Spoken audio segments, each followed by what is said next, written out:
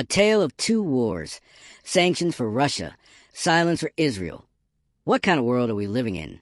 When Russia launched its brutal invasion of Ukraine in February 2022, the world reacted swiftly, loudly, and justifiably.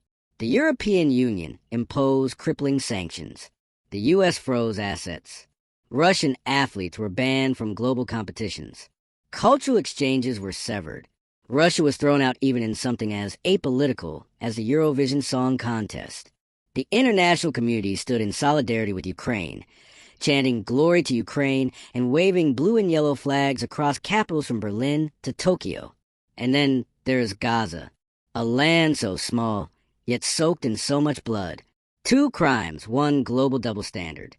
Israel's relentless bombardment of Gaza in 2023 to 2024, marked by the deaths of over 339 civilians, over 18,000 of them children, the destruction of hospitals, the starvation of entire communities, and the total obliteration of a people's future, barely stirred the conscience of the same world that rose up in fury against Russia. No sanctions, no expulsions, no international tribunals, no freezing of billions in assets. Instead, Israel was welcomed with open arms to the 2024 to 2025 Eurovision Song Contest.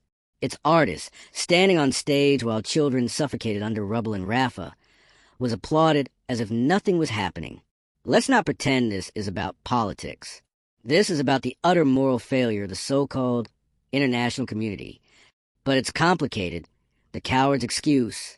Whenever Israel wages war on Gaza, Western leaders trip over themselves to say it's complicated. What is complicated about killing children? What is difficult about bombing UN shelters, hospitals, and refugee camps? What is complicated about 75 years of displacement, apartheid, siege, and occupation? You called it a war when Russia invaded. You called it self-defense when Israel did worse. Why? Palestinians, the invisible humans. The brutal truth is this. Palestinians are not seen as fully human in the eyes of the global powers. If they were, the sky would be shaking with outrage. News channels would run live coverage 24/7. Flags would be raised, candles lit, and monuments lit in green, red, black, and white. Instead, we get silence. Or worse, justifications. Instead of sanctions, Israel receives more weapons. Instead of boycotts, Israel is cheered on stages like Eurovision. Welcome to the clown world. What kind of world do we live in? A world where power decides morality. A world where victims are ranked by race, religion, and geopolitical usefulness. A world where Western media dares to call mass murder precision.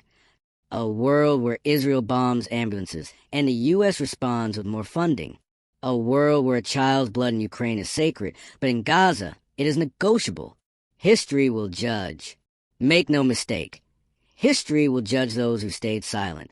It will remember the journalists who refused to report the truth. It will remember the leaders who shook hands with war criminals.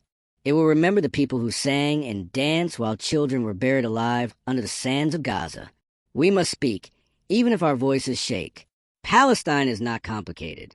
It is colonization, apartheid, and genocide. If you spoke for Ukraine, but stayed silent on Gaza, you are not neutral. You are complicit. If you cheered when Russia was banned from Eurovision but applauded Israel's performance, you are not apolitical. You are hypocritical. And if you think the world will forget Gaza, let me remind you, the children of Gaza may die today, but their names will echo through history longer than your silence ever will. This is not about sides. This is about humanity. And right now it is dying, not only in Gaza, but inside all of us.